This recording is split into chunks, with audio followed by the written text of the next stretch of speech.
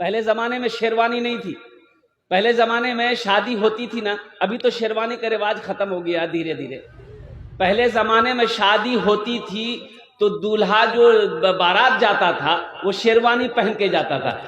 वास्ते जी नहीं, शेरवानी पहन के जाता था। अब एक नौजवान लड़का था, गरीब लड़का था, अब शेरवानी है नहीं, शेरवानी सिलाने के लिए कम से कम 5,000 रुपए चाहिए। अब उसके पास पैसे नहीं है तो शादी कैसे करेगा? तो उसका एक दोस्त था, वो अपने दोस्त से बोला कि दोस्त हम बड़ा परेशान हैं। बोला कने कने परेशान है? बोला कि दोस्त मेरी शादी होने वाली है, इत्तफाकी बात है कि मेरे पास शेरवानी नहीं है और शेरवानी सिलाने का पैसा भी नहीं है, तो लगता है कि मेरी शादी नहीं होगी क्या? अल्लाह तो चिंता कने करिए, हमारे पास दीदी शेरवानी था, एक आप पहन लीजिएगा, हम पहन लेंगे। बड़ा खुश हुआ। जिस दिन बारात जाने वाली थी वो दोस्त उसका शेरवानी लेके आया, एक अपने दोस्त को पहनाया, एक शेरवानी अपने भी पहन लिया, दोस्त को भी पगड़ी बांध दिया, अपने भी पगड़ी बांध लिया। बारात चली गई। अब बारात जब वहां पर पहुंची, लड़की वाले के यहाँ बैठने के लिए ऐसे स्टेज बनाया था। अब ये दोस्त और ये दूल्हा दोनों एक ही जगह बैठा, तो कुछ लोग आए मिलने के लिए कि चलो दूल्हा के देखिए, दूल्हा के तुमको जी। तो स्टेज के पास आया ना तो देखा रे बा, दो शेरवानी, दो पगड़ी। तो मेहमान लोग घबराया कि भाई इसमें से दूल्हा कौन है? तो पूछा गया दूल्हा के जियो? तो उसका दोस्त बोला कि नहीं, दूल्हा तो यही है, लेकिन ये जो शेरवानी पहना है वो मेरी शेरवानी है। अब मेहमान तो चला गया, मेहमान देख के चला गया। तब ये दोस्त बोला कि भाई तुम मेरी बेइज्जती करवा रहे हो। बोला क्या हुआ? बोला रे दूल्हा के बारे में पूछा था, तुम शेरवानी को कहे बोले कि मेरी शेरवानी है, हमारी बेइज्जती हुई कि नहीं हुई? बोला दोस्त मुंह से निकल गया था। अच्छा चिंता मत करो, अब भूल किससे नहीं होती है। फिर कुछ देर के बाद कुछ लोग आए, मुखिया सरपंच पार्षद लोग आए शादी में। सोचा चलो दूल्हा को देख लेते हैं। स्टेज पर आए तो देखा कि दो शेरवानी वाला दूल्हा है, दो पगड़ी वाला दूल्हा है। तो इसमें से एक आदमी पूछ लिया, अरे भाई दूल्हा कौन हो, तुम हो कि तुम हो? तो उसका दोस्त बोला कि नहीं, दूल्हा यही है, लेकिन ये जो शेरवानी पहना ये मेरी नहीं है। फिर शेरवानी को लेके आया बीच में ही।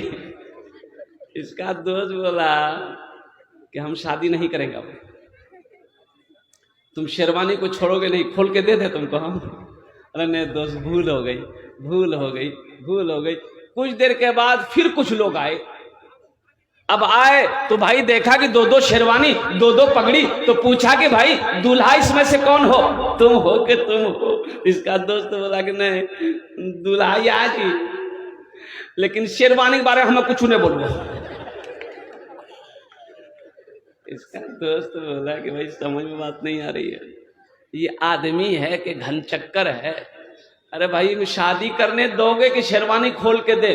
फिर कुछ देर के बाद कुछ मेहमान आए, दूल्हा देखने का शौक हुआ, वो स्टेज के करीब आया, पूछा देखा दो दूल्हा है, दो पगड़ी है, दो शेरवानी पहन के बैठा हुआ है। उसमें से एक आदमी पूछ लिया, ए बाबू दूल्हा के जाओ।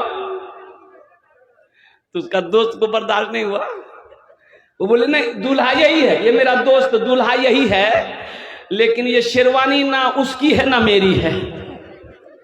उसका दूल्हा शेरवानी खोला वहीं पर, बोला दोस्त शादी निकाह मैंने करवा।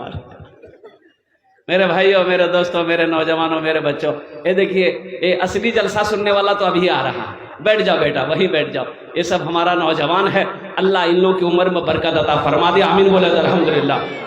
एक बात याद रखिएगा, वो कहानी सुने, वो कहानी आप लोगों ने सुना है कि नहीं सुना है? अंधेर नगरी चौपट राजा, टकासेर सोना टकासेर खाजा। सुने हैं? नहीं सुने हैं? हाँ। एक गुरु एक चेला पहुंचा, वो उस इलाके में पहुंचा तो देखता क्या है कि बाजार में सोना भी 1 रुपए किलो और खाजा भी 1 रुपए किलो। तो चेला बोला गुरु से कि गुरु यहां क्या हो रहा है? इतना सस्ता खाना, इतनी सस्ती मिठाई मिल रही है गुरु, सोना भी 1 रुपए किलो, मिठाई भी 1 रुपए किलो। तो उसका गुरु बोला कि यहाँ का हालात ठीक नहीं है, जल्दी भागो यहाँ से। तो चेला बोला कि नहीं भागेंगे, यही तो मौका मिला, हम बहुत पतला दुबला हो गए, खूब खाएंगे, खूब बदन बनाएंगे, अब जाइए। गुरु बोला कि बेटा सोच लो। बोला हम उसको चिल्लाते जा। गुरु चला गया, चेला खूब खाया, 1 महीना रहा, ये फूल के मोटा हो गया। अब वहां का जो राजा था, बादशाह था, अब एक आदमी रात में चोरी किया, चोर पकड़ा नहीं गया। राजा फांसी का फंदा बनाया कि मैंने ये फांसी का फंदा बनाया है, पकड़ के आदमी को लेते आओ, जिसके गले में ये फांसी का फंदा अट जाएगा उसको फांसी पे चढ़ा देगा, समझ लो वही चोर है। अब जिसको जिसको लाता था, तो कोई पतला है, कोई दुबला है, कोई कैसा है, अब किसी के गले में सेटे नहीं होता था। इसको भी देख लिया सिपाही लोग, बोला इसी के गले में सेट होगा, पकड़ो इसको। खेल के लीजिए 1 महीना ही पकड़ के लाया इसको, इसके गले में फांसी का फंदा फंसा, सेट कर गया। बोला यही चोर है। अब ये रोने लगा कि भाई अच्छा बुरा फंसे, मेरे गुरु तो सही कहा था कि मेरा चेला यहाँ के हालात ठीक नहीं है, कुर्बान जाइए। आखिरी ख्वाहिश पूछा गया कि तेरा वक्त अब आखिरी आ गया है, मौत का वक्त करीब है, तुम्हारी कोई आखिरी हिज्जा है, आखिरी ख्वाहिश है? तो बोला कि हाँ, मेरी आखिरी ख्वाहिश यही है कि वो मेरा एक गुरु है, बस मेरे गुरु को बुला दीजिए, कुछ बात उनसे करनी है। तो राजा ने सिपाही को भेजा, ढूंढो इसका गुरु कहाँ है। गुरु को पकड़ के ले आया। तो गुरु के कान में चेला ने कहा कि गुरु बचा लो, हमको बचा लीजिए। तो गुरु ने कहा, हमने तुमको पहले ही ने कहा था कि यहाँ का हालात ठीक नहीं है, अंधेर नगरी, चौपट राजा, टका सिर सोना, टका सिर खाजा। तुम समझे नहीं, तुम समझे नहीं। ठीक है, चिंता ना करो। गुरु ने कहा चिंता ना करो, हम तुम्हें बचा लेंगे, हम तुम्हें बचा लेंगे, चिंता ना करो। तो गुरु ने कहा बादशाह से, हुजूर ऐसा किया जाए, ये फांसी का फंदा मेरे चेले को ना पहनाया जाए, ये फांसी का फंदा मेरे गले में पहनाइए, हम मरना चाहते हैं। तो बादशाह ने कहा कि काहे, आप काहे मरना चाहते हैं? तो गुरु बोला कि मैंने पत्री देख लिया है, जंतरी देख लिया है, किताब देख लिया है, आज के दिन जो मरेगा वो डायरेक्ट जन्नत में जाएगा, इसलिए हम जन्नत में जाना चाहते हैं। तो बादशाह बोला, अरे वाह, ये तो गुरु बड़ा चालाक है, ये कहे जन्नत में जाएगा, हम ही कहे नहीं चले जाएंगे जन्नत में। अब ये राजा जन्नत में गया कि नहीं गया, मैं लास्ट में सुनाने की कोशिश करूंगा। मौजूद सामीन किराम, बहुत तेजी के साथ मसरूफियत का वक्त है, एक जलसे में और शिरकत करनी है। अल्लाह पाक की बारगाह में, इसलिए मैं जल्दी खड़ा हुआ हूँ, अल्लाह पाक की बारगाह में दुआ करता हूँ, मौला मेरे बोलने को, आपके सुनने को अपनी बारगाह में कबूल अता फरमा ले, आमीन। बस दुआया कलमात के एक शेर आपकी समातों के हवाले कर रहा हूँ, जरा हाथ उठाकर एक मरतबा सुभान अल्लाह बोल दीजिए। तेरी बारगाह में खुदा ये दुआ मेरी कबूल हो, आमीन।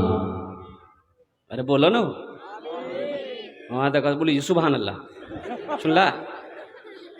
अच्छा, कहाँ सुभान अल्लाह बोलना जी, कहाँ आमीन बोलना जी, पते नहीं। आमीन बोलबे रे, की बोलबे, बोला आमीन। अब ऐसी वैसी तो दुआ होगी नहीं। एक आदमी चौक पर दुकान खोल लिया और शाम को मोहल्ले में बोला कि भैया हमारे घर में दुआ छी, तुरा सबको आवा। अब लोग सब पहुंच गए कि भाई कहे दुआ की मजलिस लगाया है। तो सब लोग जब आ गया तो बोला कि भैया ए चौक पर हम एक दुकान खोललान से, यह लगा दुआ कर मजलिस रखी ली, दुआ करी ताकि हमारे दुकान में बरकत है। तो किसी ने पूछा कि मौली साहब बोला मौली साहब काम नहीं जी, दुआ हम मैं कर वो तो रास्ते खाली आमीन बोली हम। बोला ठीक है। ये दुआ किया, हे अल्लाह हमने दुकान खोली है, या अल्लाह इस दुकान में बरकत दे दे, ग्राहकों की लाइन लगा दे, दिन में भी बिक्री हो रात में भी बिक्री हो। एक आदमी कुरान बोलिए भैया आमीन कोई मत बोलियो हो। तो लोगों ने पूछा कन है? बोला इसलिए कि ये चौक पर कफन का दुकान खोला है, सब टपक जाओगे। अरे आमीन बोलो जीते एक में दुकान में बरकत हो, दुकान में बिक्री हो तो आदमी मरेगा जगह नहीं बिक्री होगा कफन का।